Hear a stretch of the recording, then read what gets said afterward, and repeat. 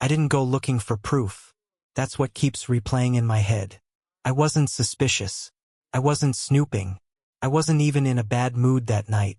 I was sitting at the kitchen table on a quiet Tuesday, laptop open, half watching some late sports recap while paying bills like I've done 100 times before. Nicole was in Denver. At least that's where she was supposed to be. She'd left Saturday morning for what she called a leadership advancement seminar. 2 days. Company-sponsored. Big networking opportunity. She'd packed carefully. New blazer. That navy dress she only wears when she wants to look ambitious but approachable. I remember teasing her that she looked like she was running for office. She laughed and kissed me before heading out the door. I told her I was proud of her. I meant that too. When I logged into our joint account, I wasn't thinking about her at all. I was making sure the quarterly property tax payment had cleared. That's it. Routine. Responsible husband stuff. And then I saw it. $146.82. Redwood Pines Motor Lodge. The name alone made me pause. It didn't sound like a conference hotel. It didn't sound corporate. It sounded like something you'd pass on a highway exit at 11 p.m. when you were too tired to keep driving. I clicked on the transaction details. Location: Columbus, Ohio. I stared at the screen long enough that the sports recap ended and autoplay started something else. Ohio. Nicole's seminar was in Denver, Colorado. I knew that because we'd looked at flights together. At first, I felt relief. Fraud, I thought. It had to be fraud. Debit card skimming happens all the time. I almost called the bank right then, but something stopped me. The timestamp, Saturday, 8:17 p.m. My stomach tightened, because at 8:19 p.m. Saturday night, I'd gotten a text from her. Dinner with the speakers is running long. Wish you were here, red heart. I remember smiling at that heart emoji. I remember thinking we were solid. I checked again. Same date. Same evening. I closed the laptop and just sat there for a minute. I didn't confront her over the phone. I didn't text her a **T. I didn't accuse. I told myself there had to be a rational explanation. Maybe the company outsourced booking. Maybe someone processed a batch of payments from a different state. Corporate accounting can be messy. By the time she got home Wednesday evening, I had almost convinced myself it was nothing. She walked in rolling her suitcase behind her, looking slightly tired but energized in that post-conference way, talking fast, dropping names, complaining about bad coffee and long panels. I hugged her. She smelled like her usual perfume. Nothing seemed off. We had dinner like normal. She told me about a breakout session that changed her perspective. She laughed about a coworker getting too drunk at the hotel bar. She didn't stumble once. No hesitation. No awkward pauses. That almost made it worse. After we finished eating, I rinsed the plates and kept my voice casual. Hey, quick thing.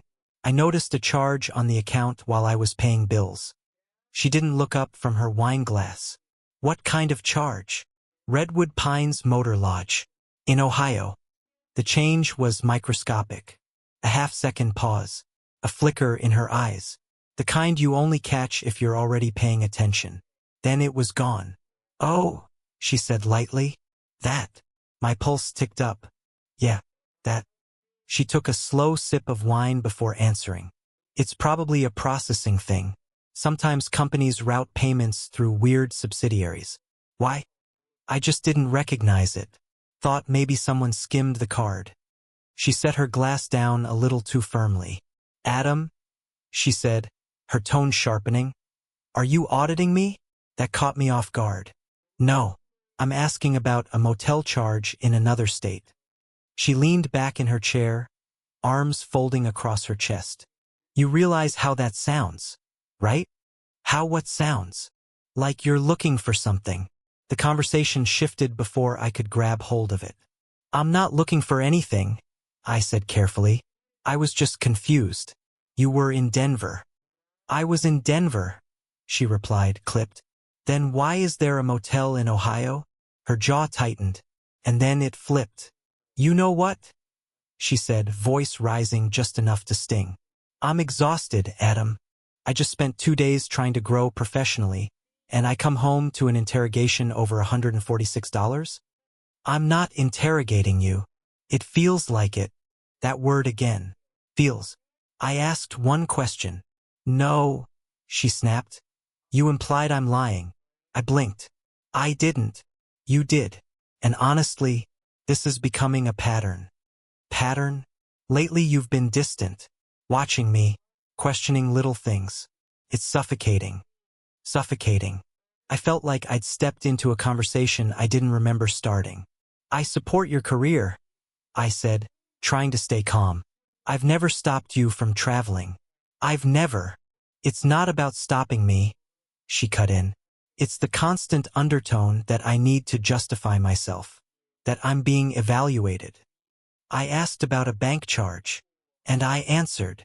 You said it was probably a processing thing, because it probably is. Her voice had that steady conviction that makes you doubt your own memory. Adam, she continued, softer now but colder. Do you have any idea how damaging paranoia is to a marriage? Paranoia. There it was. You're building narratives in your head over nothing. That's not healthy. Now I was defending myself. I'm not building anything. I saw a charge that didn't match your location. And instead of trusting me, you assume the worst. I didn't assume anything. She shook her head like I was hopeless. You know what this feels like? It feels like you don't believe I'm capable of being independent without betraying you. That one hit deep. That's not fair. What's not fair, she replied, standing up from the table, is coming home to suspicion when I've done nothing wrong. I sat there, feeling the ground shift beneath me. You're being controlling, she said quietly. Controlling. That word landed harder than anything else. I've never controlled her. I've never checked her phone. Never told her who she can see. Never dictated what she wears or where she works. But in that moment, she made me feel like maybe I had. I'm sorry, I said finally. I didn't mean it that way. She exhaled dramatically, as if relieved I'd come to my senses. Thank you, she said. I just need you to trust me. Trust. I nodded. Later that night, we lay in bed. She scrolled through her phone, screen angled slightly away from me. Her thumb moved quickly, deliberately. When I shifted, she tilted the phone just a little more. Maybe I imagined that. Maybe I imagined the way she took it into the bathroom with her when she brushed her teeth. Maybe I imagined the way her passcode suddenly mattered when it never had before. I stared at the ceiling in the dark. My chest wasn't burning with rage. It was colder than that. It was the feeling of something precise sliding into place. Because it wasn't just the charge. It was how fast she redirected it. How smoothly she made me question myself. How easily I apologized. And lying there, listening to her steady breathing, I realized something that unsettled me more than the motel. The most alarming fact wasn't the charge. It was how prepared she seemed to defend it. And that was the moment I stopped wondering if something was wrong and started wondering how long it had been wrong. After that conversation about the motel charge, I told myself to let it go. That's what a reasonable husband does, right? You don't spiral. You don't turn into some paranoid stereotype. You trust your wife when she says you're overthinking. But once doubt slips in, it doesn't leave quietly. It starts reorganizing memories. That night, lying awake beside Nicole while she slept peacefully, my brain began pulling threads I hadn't noticed before. Late workdays. At first, they had sounded impressive. We're restructuring. Big client onboarding. Executive alignment meetings. Corporate phrases that made me proud. She'd come home tired but energized, talking about new responsibilities, new visibility with upper management. Then the hours got later. 9 p.m. became 10. 10 became don't wait up. Sometimes she'd text me at 7:30 saying she'd be home soon, and then there would be silence until almost midnight. When she finally walked through the door, she'd apologize, kiss my cheek, and head straight to the shower. I'd assumed she just needed to decompress. Now I started replaying those nights more carefully. There were patterns. She never FaceTimed from work anymore. She used to. Quick check-ins. Look at this chaos. she'd laugh, turning the camera toward a conference room. That stopped. Her phone was always face down. I didn't think much of it at first. Everyone values privacy. But then I realized something else. She used to leave it anywhere. Kitchen counter, couch cushion, bathroom sink. Now it was either in her hand or in her pocket. And locked. Not just locked. Locked with urgency. She'd angle the screen away if I happened to walk behind her. Small movements. Subtle. The kind you could easily dismiss as coincidence. Until you start adding them up. Then there were the trips. In the past 3 months, she'd had 3 out-of-state trainings. All short notice. All important. All somehow booked without much discussion. I remembered one Sunday afternoon when she'd been packing quickly, almost distracted. I'd asked where exactly the training facility was, and she'd answered vaguely. Outside Cincinnati. Outside. That word sticks with me now. She never used to be vague. She used to overshare. Hotel names, speaker lists, restaurant reservations. Now it was just general geography and quick subject changes. And the clothes. God, the clothes. Nicole always dressed well. But around 2 months ago, she started buying things that didn't match her usual style. Tighter dresses. New heels. A perfume I'd never smelled before. Warmer. Heavier. Something meant to linger. When I complimented her once, she smiled differently. Not pleased. Evaluating. Like she was measuring whether I noticed too late. There was a Thursday night about 6 weeks ago that I keep replaying. She'd come home almost glowing. Not drunk. Not guilty. Just energized. I'd asked how her day was and she'd shrugged. Long. But she kept smiling at her phone. I remember watching her from across the room, wondering what could make someone smile like that after a long day. I didn't ask. That's the part that bothers me most. I didn't ask. There were smells too. Twice I caught cologne on her jacket. Not mine. Not subtle either. When I mentioned it casually, she laughed. Probably from the elevator. You know how packed it gets. Elevator cologne. I accepted that explanation at the time. Now it sounds ridiculous. Even the way she argued that night about the motel charge felt rehearsed. Not spontaneous defensiveness, strategic redirection. She didn't scramble. She attacked. Paranoid. Controlling. Suffocating. Those aren't words you improvise under pressure. Those are words you prepare. The more I replayed everything, the more the timeline sharpened. 3 months ago was when she started going to the gym with a colleague. Before that, she worked out at home with YouTube videos. Suddenly she needed a membership across town. 3 months ago was when she changed her phone passcode. 3 months ago was when she began saying she needed space to grow. At the time, I thought that meant career ambition. Now I wasn't so sure. There were smaller details too, the kind that feel meaningless until they're not. She stopped leaving her laptop open around me. She cleared browser tabs immediately. She started taking calls outside. And there was one moment, tiny, almost forgettable, that kept surfacing. We were at dinner with friends. One of them mentioned Ohio in passing. Just as a random comment about a football game. Nicole froze. Not visibly to anyone else. But I saw it. Her fork paused mid-air for half a second before she recovered. I hadn't thought anything of it then. Now it felt like a crack in the surface. The truth is, nothing by itself was explosive. No lipstick on collars. No dramatic confession. Just adjustments. Shifts. Corrections in behavior that, individually, could be explained. Together, they formed something else. Pattern. And the worst part? She'd been acting completely normal with me physically. Same affection.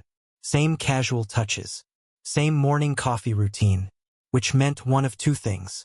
Either I was wrong, or she was very good at compartmentalizing. By the time morning came after the motel conversation, I wasn't angry. I was calculating. Not because I wanted to catch her, but because I needed to know if the man she'd accused me of being paranoid, controlling, insecure was actually real, or if I was being carefully managed. Because when you look back at enough coincidences, eventually you stop seeing coincidence.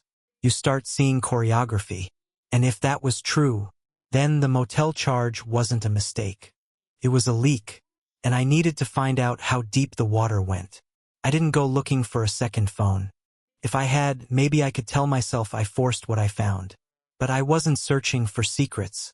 I was looking for a warranty folder. Nicole keeps paperwork in her car. Insurance copies, registration backups, random receipts she swears she'll organize later. Her SUV was in the driveway that Saturday morning, and I needed the extended warranty paperwork for a repair appointment. That's it. I opened the passenger side door and leaned in, shifting through the glove compartment. Nothing but napkins and expired insurance cards. I checked the center console next. Loose change, lip balm, parking stub. Then my fingers brushed against something wedged deep behind the console lining. A small black rectangle. At first I thought it was an old GPS or some forgotten accessory. I pulled it out. It was a phone. Not her phone. This one was smaller. Cheap. No case. No personalization. The kind you buy with cash at a convenience store. My pulse didn't spike immediately. It slowed. Like my body was bracing. I stared at it for a full 10 seconds before pressing the side button. The screen lit up. No wallpaper. No notifications visible. Just a lock screen with a 4-digit keypad. For a second, I almost put it back. Because once you cross that line, once you confirm something, you can't go back to doubt. You can't unknow. But the memory of the motel charge, the redirected blame, the rehearsed defense, it pushed me forward. I tried her birthday. Wrong. I tried our anniversary. Wrong. I tried 0000. Wrong. Then I paused. 3 months ago. That's when everything shifted. I entered the month and year she started traveling more frequently. The phone unlocked. My stomach dropped. There weren't many apps installed. Just messaging. Call log. Photos. No social media. No email. Just one purpose. The message thread at the top wasn't labeled with a name. It was labeled Lover 2. My vision tunneled for a second. Number 2. Not lover. Not mistake. Number 2. Which meant there was at least one before. I opened the thread. The messages weren't explicit. They didn't need to be. Rooms booked. Same place as last time? Don't use the main entrance. Missed you. And timestamps. Dozens of them. Matching her late work nights. Matching her trainings. Matching the Ohio trip. The motel. I scrolled further up. Photos. Not graphic. Just enough. Her in the navy dress from Denver. Her smiling in a hotel mirror selfie. Her sending a quick picture of a bed with the caption, "Here." My hands started shaking then. Because this wasn't suspicion anymore. This wasn't miscommunication. This was infrastructure. Planned. Repeated. Sustained. I checked the call history. Same number. Repeatedly. Late evenings. Midday breaks. One contact saved beneath Lover 2. I tapped it. The number stared back at me. No name attached. But I knew the area code. Local. Very local. I stared at it for a long time before pressing call. It rang twice. Then someone answered. Yeah. My chest tightened. I knew that voice. Caleb. Caleb Harper. A man we had dinner with 3 months ago. A man who had shaken my hand in my kitchen. A man who once helped me move furniture. Hello? He said again, cautious now. I couldn't speak.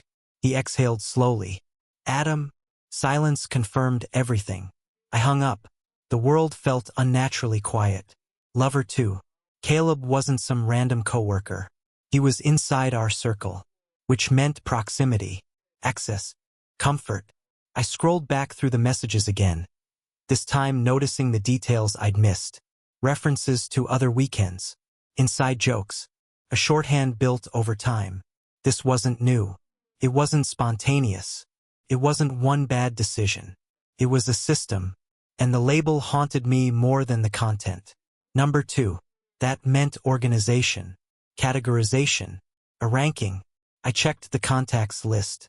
There were only 3 numbers saved. Lover 2. An unsaved number with another local code.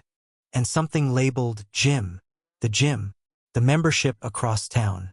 My throat tightened. Because now the timeline made sense. 3 months ago. Phone passcode change. New wardrobe. Out-of-town seminars. This wasn't chaos. It was structure. She had separated worlds. Her real phone. Her hidden phone. Her marriage. Her other life. I put the device back exactly where I found it. Carefully. Precisely. Then I sat in the driver's seat of her SUV and stared at the steering wheel. I didn't feel rage. Not yet. I felt clarity. Because doubt is loud. But confirmation is quiet. When she came home later that afternoon, she kissed me like normal. Asked how my day was. Complained about grocery prices. All while lover 2 sat hidden 10 feet away in her car. And that's when something inside me shifted permanently. I didn't confront her. Not yet. Because now I understood something crucial. She wasn't reacting impulsively. She was operating deliberately. And if she was organized enough to label someone number 2, then she was organized enough to lie convincingly. So instead of exploding, instead of accusing, instead of giving her a chance to rewrite the narrative, I decided to do something she wouldn't expect. I decided to watch. Quietly. Because the moment I heard Caleb's voice answer that phone, suspicion ended. And strategy began. Once you stop arguing with yourself. That's what changed after I found the phone. Before that, I was bouncing between doubt and denial. After that, everything went still. Not calm, just focused. Like when a storm passes and you step outside to assess the damage. I didn't confront Nicole. That would have been emotional. And emotions are messy. Instead, I began documenting. The first thing I did was log into our bank account again. This time, I wasn't scanning casually. I exported 3 months of transactions into a spreadsheet. Dates, locations, amounts. Patterns reveal themselves when you remove context. 2 hotel charges in Ohio, 1 in Kentucky, 1 boutique hotel downtown that she had claimed was a team networking dinner. Restaurant bills that didn't match the nights she said she was too exhausted to eat. Rideshare charges on evenings she told me she'd driven herself. I compared timestamps to the messages on the hidden phone. They lined up almost perfectly. It wasn't just the affair. It was financed. Family money. Joint funds. Our money. The mortgage account we both contributed to had paid for her motel rooms. The savings bucket we'd labeled future home upgrade had funded dinner tabs and overnight stays. That detail hurt more than I expected. Not because of the amount. Because of the symbolism. She wasn't just sneaking around. She was investing. I started paying attention to her location patterns too. But carefully. I didn't install tracking software. I didn't hack anything. I simply noted what she volunteered. I'll be late. I have an early meeting. Quick coffee with a colleague. Each time she left, I wrote down the time in a notebook I kept in my desk drawer. Then I cross-referenced later. If she claimed to be at the gym, I checked the gym's public class schedule online. If she said she was in Cincinnati for training, I checked conference calendars. Twice, there were no listed events in the area she claimed. I began noticing how rehearsed her explanations were. Specific enough to sound real. Vague enough to avoid verification. One Thursday, she told me she was flying out early Friday morning for a last-minute client alignment. I nodded, supportive as ever. After she went to bed, I checked the airline confirmation email she'd forwarded me. The flight existed, but the return ticket wasn't for Sunday. It was for Saturday morning. She had told me she'd be gone 2 nights. The ticket said 1. I didn't mention it. I just added it to the spreadsheet. The motel charges were almost always one-night stays. That detail formed its own conclusion. There was something else I hadn't considered at first. Lover 2 implied a system. So I went back to the phone in the SUV one more time, carefully when I knew she was inside on a call. This time I scrolled through older messages. There was a gap. About 6 weeks before the Caleb thread started, there were deleted conversations. The message counter skipped numbers. There were fragments referencing last time and like before. Number 2, meaning number 1 had likely been archived, erased, or replaced. This wasn't an emotional spiral. This was operational. And the more I observed, the clearer it became that Nicole wasn't acting impulsively. She was managing multiple narratives. With me, she was attentive, engaged, even affectionate. She initiated conversations about long-term plans, vacation ideas, financial goals. That was the part that unsettled me the most. She wasn't distant. She was balancing. I started comparing dates more aggressively. The week she accused me of being controlling, 3 hotel charges within 10 days. The night she cried and said she needed space to grow, 2 back-to-back rideshare payments at 11:42 p.m. The argument about the Ohio motel? It coincided with a gap in communication between her and Caleb on the hidden phone. Likely because she was physically with him. I wasn't guessing anymore. I was reconstructing. And then there was the business. Nicole didn't just share my life. She shared partial ownership in my small consulting firm. Nothing dramatic, but enough to complicate separation. Enough that if this turned ugly, assets could be entangled. So I quietly consulted someone, not a divorce lawyer yet, an accountant, under the guise of year-end structuring. We reviewed account distributions, liability exposure, ownership percentages, what could be shielded legally without raising suspicion. I didn't mention infidelity. I didn't have to. I just asked hypothetical questions. What if a partner misused joint funds? What if there was financial misconduct? He answered professionally, unaware he was outlining my exit plan. Meanwhile, Nicole continued acting normal. One evening, she even leaned against the kitchen counter and said, "I feel like we've been stronger lately." Stronger. I almost laughed, because from my side it felt like forensic analysis. I began backing up digital records, bank statements, transaction histories, **ting suspicious charges, saving public information about the motel addresses. Not because I wanted revenge, because I wanted precision. If confrontation came, it wouldn't be emotional. It would be structured. The final confirmation came quietly. I checked our shared credit card point summary. There were loyalty points attached to a hotel chain we had never used together, meaning she had signed up for rewards, which meant repetition. This wasn't a single relationship. This was a lifestyle adjustment. And the most chilling realization? She wasn't sloppy. The motel charge I first noticed wasn't carelessness. It was the only one processed directly through our visible account. The others had been routed differently, split between cards, disguised as travel reimbursements, partially reimbursed through work.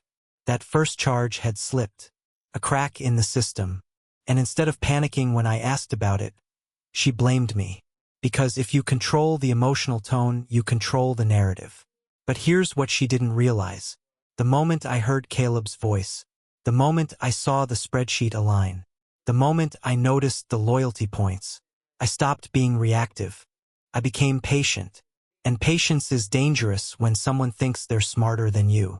Because now I wasn't trying to prove she was cheating. I was preparing for what came after. Quietly, methodically, without tipping the board. And the deeper I dug, the clearer one thing became. Caleb wasn't the anomaly. He was one entry in a system, and I hadn't even uncovered all of it yet. It would have been easier if Caleb had been the whole story. One man, one betrayal, one emotional lapse. I could have processed that, but the label kept echoing in my head. Lover too. Not Caleb. Not even a nickname. A number. You don't number a single mistake. You number inventory. That realization didn't hit all at once. It crept in while I was reviewing the spreadsheet one night, cross-checking transaction clusters. Caleb's pattern was obvious: Thursday evenings, occasional weekend overnights, gym-adjacent meetups. But there were outliers, charges that didn't align with his schedule. Hotel stays on dates where the hidden phone showed no messages between them. Rideshare receipts at hours when Caleb was confirmed, through his own social media posts, to be out of town. Meaning one thing: parallel activity. I went back to the prepaid phone again, this time focusing on the call log instead of the message thread. There were gaps, periods where no communication happened for days. Yet Nicole had still been working late. Then I noticed something subtle. The call durations. With Caleb, calls averaged 5 to 7 minutes. But there were several short calls under 30 seconds to an unsaved number. Always before hotel charges. Always late afternoon. Short confirmations. Logistics. I wrote the number down. I didn't call it this time. Instead, I ran a public search. It belonged to a man named Victor Lane. I knew the name, not personally, but from Nicole's professional circle. She'd mentioned him once. Industry consultant, she said casually months ago.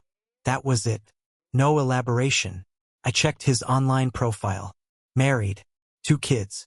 Local. I went back to the timeline. There was a stretch, about 5 weeks, where Caleb's communication went quiet. During that same stretch, the unsaved number appeared consistently.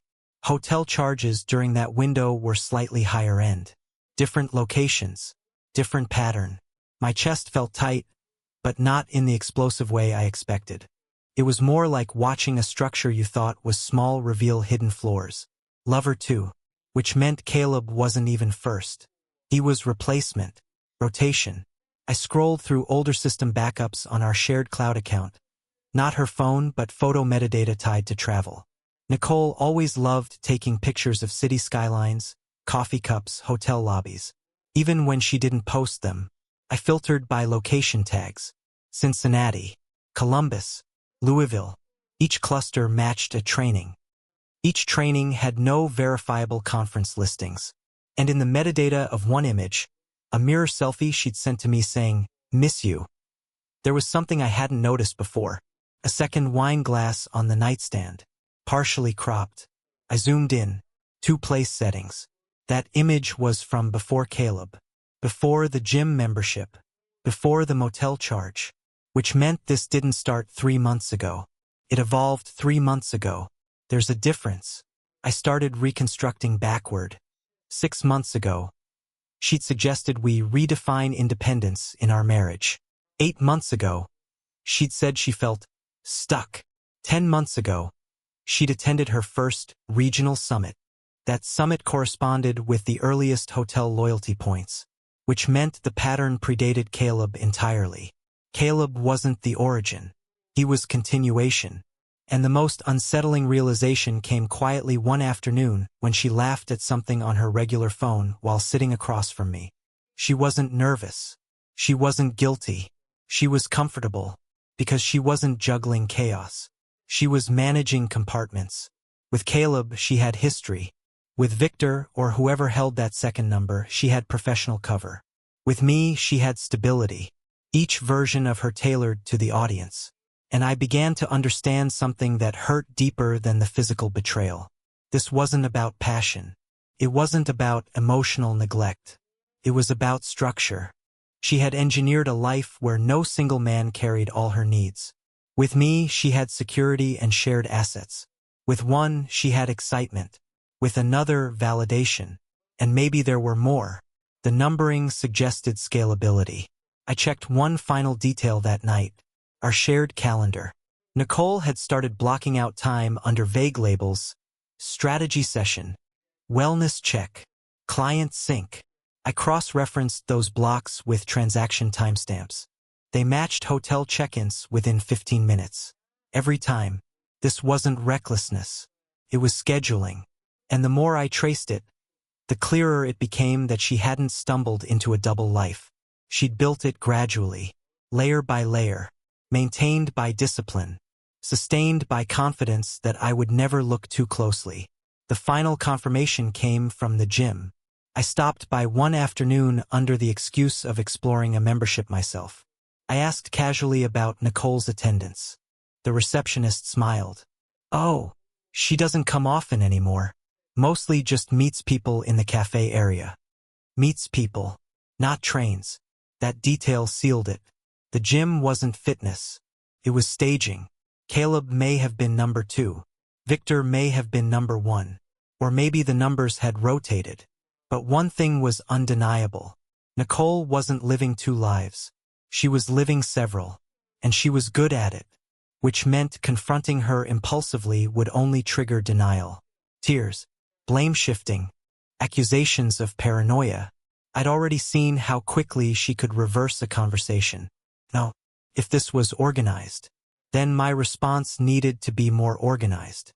Because at this point, I wasn't discovering betrayal. I was uncovering infrastructure, and infrastructure requires dismantling carefully, not emotionally, strategically. The motel charge hadn't exposed a mistake. It had exposed a system. And now that I could see the architecture, I understood something that made my blood run colder than anger ever could. This had been going on far longer than I ever imagined. And I had been living inside a version of my marriage that only existed for me. Once I understood the structure of her double life, I stopped feeling like a victim and started acting like a strategist. I met with a divorce attorney quietly, bringing printed timelines, bank records, hotel receipts, and **TS. Infidelity wasn't the only issue, misuse of shared funds was. That mattered legally. I restructured my business ownership before filing, protecting assets she'd assumed were untouchable. When the papers were served, she wasn't prepared. She expected confrontation, tears, maybe a fight. Instead, she got documentation, dates, transactions, names, including Caleb, including the financial trail. Word spread faster than I had to push it. Caleb's marriage cracked under pressure. Victor's professional reputation took a hit. I didn't smear anyone. I simply refused to lie for them. For the first time, she wasn't controlling the narrative. After the divorce finalized, I sold the house. Every room felt staged in hindsight, like a set where I'd been the only one reading from the script. I moved 3 states away, somewhere quieter, smaller. No shared history. No hidden motel receipts. The hardest part wasn't losing her. It was accepting how long I'd been living beside someone who had already left. Sometimes I think about that prepaid phone. Lover 2. Such a small device. Such a precise label. That was the moment the illusion cracked. Not when I found it, but when I understood what the number meant. The destruction hadn't started with the motel charge. It had started long before I noticed. Now, at least I see clearly.